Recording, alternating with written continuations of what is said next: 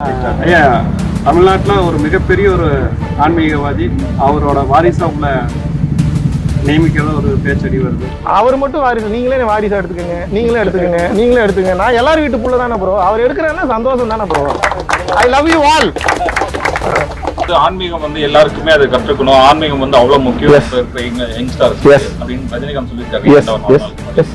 இதை பத்தி நீங்க என்ன? 100% மாற்று கருத்து இல்லை. ஆன்மீகம் என்பது மனிதனுக்கு உண்டானதல்ல, 84 லட்சம் யோனி பேதங்களுக்கும் உண்டானது. உலகத்துல உயிர்களாக பிறந்த ஒவ்வொரு உயிருக்கும் இந்த உலகத்துல வாழ்றதுக்கு உரிமை உண்டு. இப்போ நான் சிம்பிளா ஒன்று கேட்டால் உங்களுக்கு புரிஞ்சிடும். மனுஷன் என்ன பண்றான், தன்னோட அறிவு கம்மியா இருக்கிற உயிரினங்களா கொண்டுட்டு இதெல்லாம் படைக்கப்பட்டதே இதுக்குதான்றான். பாராட்டணும், சூப்பர், நல்ல ஐடியா, நல்ல அறிவு.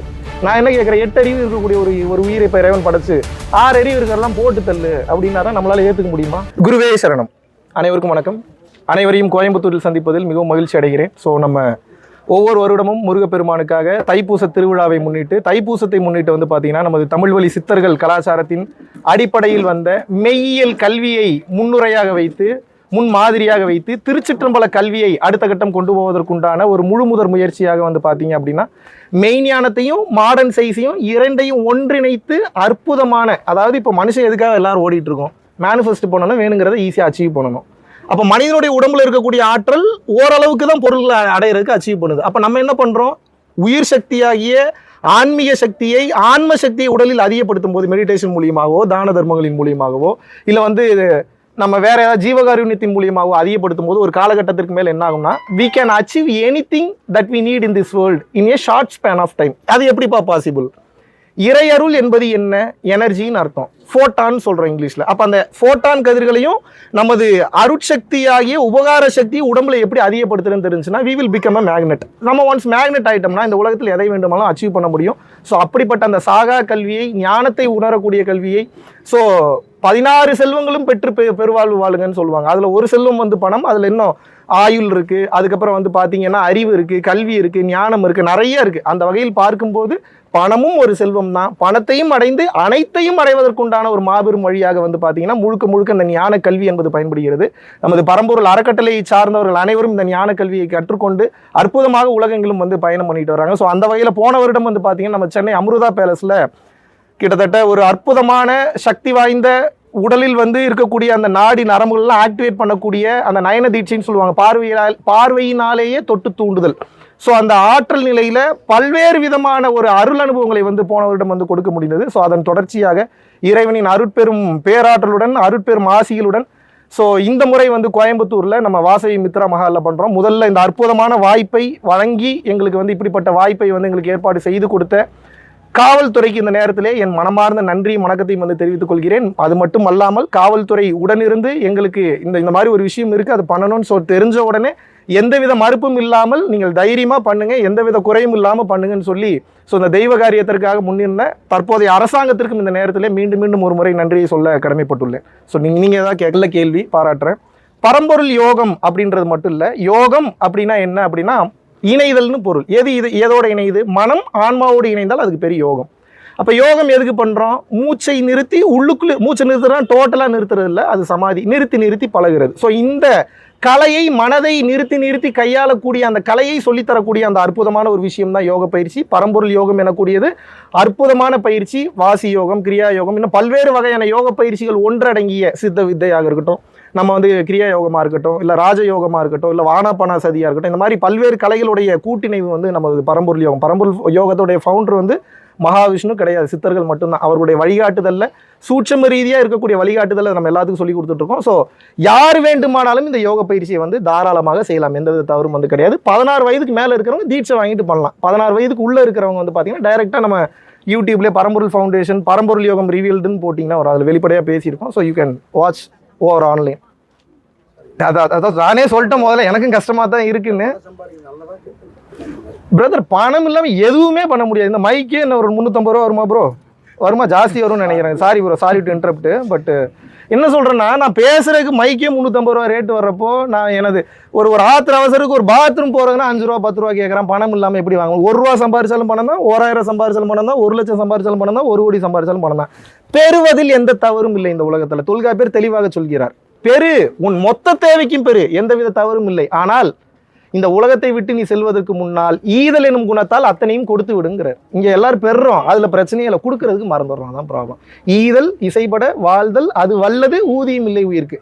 அதான் 16 செல்வத்துல ஒரு செல்வம் தனலட்சுமி, அப்புறம் தைரிய லட்சுமி இருக்கு, சந்தான லட்சுமி இருக்கு, வீரலட்சுமி இருக்கு, சௌபாகிய லட்சுமி இருக்கு. அந்த லட்சுமி எல்லாம் ஞானம் வந்தா தானா வந்துடும். பணமும் ஒரு செல்வம், நிச்சயமாக பணம் அவசியம். பணத்தை தன் தேவைக்காக மட்டும் இல்லாமல் பொருளை அருளா கன்வெர்ட் பண்ண தெரியும். அதுக்கு தான் இந்த மாதிரி சத்சங்கம் எல்லாம் தொடர்ந்து செஞ்சுட்டு இருக்கோம். இதுக்கு உண்டான காரணமா நான் என்ன வெளிப்படையா பாக்குறேன் அப்படின்னா, சொல்லலாமா வேணாம், சரி சொல்லுவோம், அப்புறம் நம்ம வாயும் சும்மா இருக்க மாட்டேங்க. இளம் வயது கல்வியிலேயே ஞான கல்வி ரொம்ப அவசியம் பிரதர்.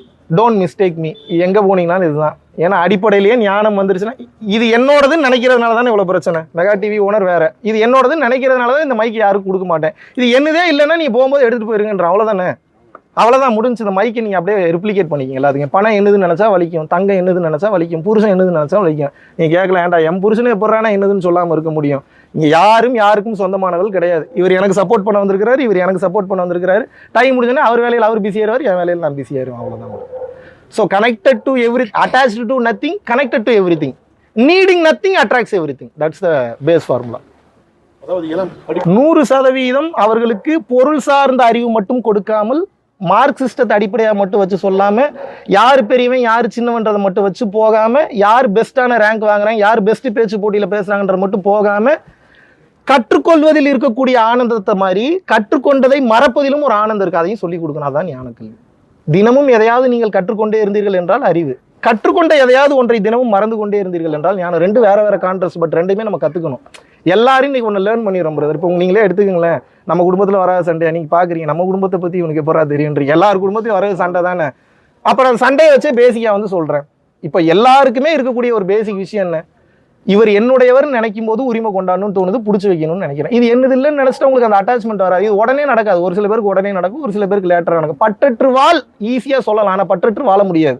அப்போ எப்படி பற்றற்று வாழ்றது? செய்கிற வேலையை செய்யணும், செய்கிற கடமையை செய்யணும், அதுல இருந்து எதையும் எதிர்பார்க்க கூடாது, பிரதிபலனை எதிர்பார்க்க கூடாது. இப்படி செஞ்சீங்கன்னா அதுக்கு பேர் நிஷ்காமிய கர்மா. Anything you do without expect anything in return, that will be considered as dharma. தர்மம் எப்போதும் கர்மங்களை அளிக்கும், அதுல எந்த வித மாற்று கருத்தும் கிடையாது. ஒரே விஷயம் தான், இன்பம் என்றால் தவறான வார்த்தை, துன்பம் என்றாலும் தவறான வார்த்தை, அமைதி மிகச் சரியான வார்த்தை.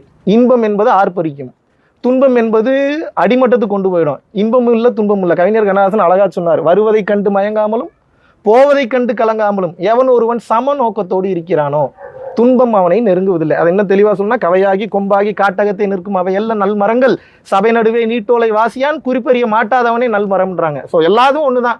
உள்ளே உணராதவன் மரமாக கருதப்படுகிறான், உள்ள உணர்ந்தவன் தெய்வமாக கருதப்படுகிறான். ஆன்மீகத்தை உலகம் ஃபுல்லா பரப்புறீங்க. எஸ், நீங்க தான் சொல்லணும்னு நினைக்கிறேன். என் வேலையை நான் சரியா பண்ணிட்டு இருக்கேன். பிரதர், இதை நான் எப்படி பாக்குறேன்னா பிரதர், தேடிச்சோறு நிதம் தின்று பல சின்னஞ்சிறு கதைகள் பேசி மனம்பாடி துன்பமிக உடன்று பிறர்வாட பல செயல்கள் செய்து நரைகூடி கிடப்பருவம் எய்தி கொடுங்கூற்றுக்கிறேன பின்மாயும் பல வேடிக்கை மனிதரை போல் வீழ்வென்று நினைத்தாயன் பாரதியார் சொல்றாரு.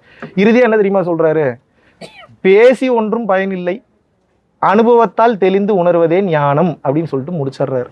பேசி ஒன்றும் பயனில்லை, அனுபவத்தால் உணர்ந்து தெளிவதே ஞானமும் முடிச்சிட்டாப்புல. அத்தனை ஞானத்தையும் பார்த்துட்டு அவர் முடிச்சிட்டாரு, ஒன்றும் இல்லைங்கிறார். ஸோ அந்த வகையில் பார்க்கும்போது இந்த உலகத்திற்கு அனைத்தும் அவசியமான ஒன்று தான். இந்த மாதிரியான சூழ்நிலையில தடைகள் என்பது இது சூழ்நிலை பிரதர், சூழ்நிலை தான் கிரியேட் பண்ணுது. தனி மனிதன் எப்போதும் வந்து பிரச்சனைகளை கிரியேட் பண்ண முடியாது, சூழ்நிலைகள் தான் பிரச்சனைகளை கிரியேட் பண்ணும். நம்ம என்ன பண்றோம், தனி மனிதன்ட்ட சண்டைக்கு போயிடுறோம்.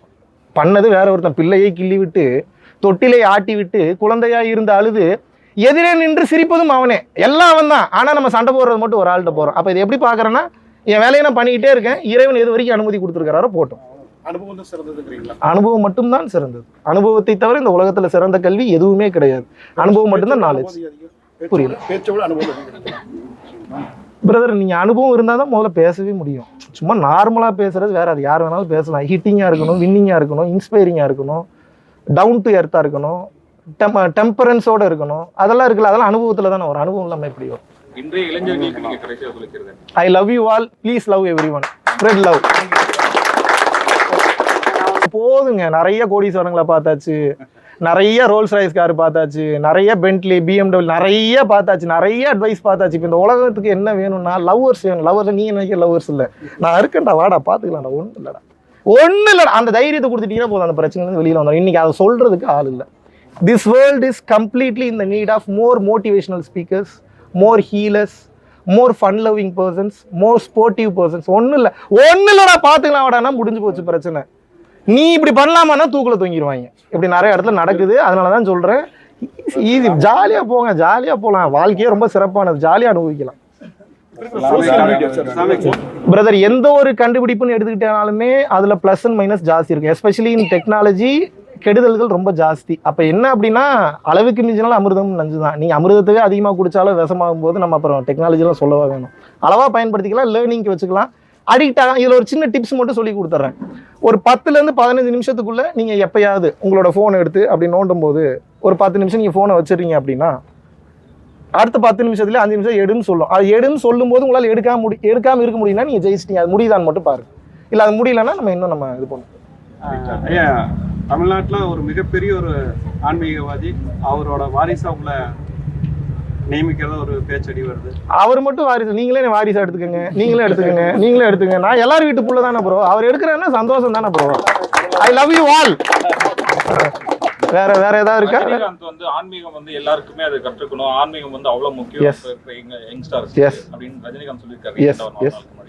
இதை பத்தி நீங்க என்ன நினைக்கிறீங்க? 100% மாற்று கருத்து இல்லை. ஆன்மீகம் என்பது மனிதனுக்கு உண்டானதல்ல, 84 லட்சம் யோனி பேதங்களுக்கும் உண்டானது. உலகத்துல உயிர்களாக பிறந்த ஒவ்வொரு உயிருக்கும் இந்த உலகத்துல வாழ்றதுக்கு உரிமை உண்டு. இப்போ நான் சிம்பிளா ஒன்று கேட்டால் உங்களுக்கு புரிஞ்சிடும். மனுஷன் என்ன பண்றான், தன்னோட அறிவு கம்மியா இருக்கிற உயிரினங்களா கொண்டுட்டு இதெல்லாம் படைக்கப்பட்டதே இதுக்குதான்றான். பாராட்டணும், சூப்பர், நல்ல ஐடியா, நல்ல அறிவு. நான் என்ன கேட்குறேன், 8 அறிவு இருக்கக்கூடிய ஒரு உயிரை இப்போ இறைவன் படைச்சு 6 அறிவு இருக்கிறதெல்லாம் போட்டு தள்ளு அப்படின்னாரா நம்மளால ஏற்றுக்க முடியுமா? Think about it. குருகடாட்சம், நல்லதே நடக்கும்.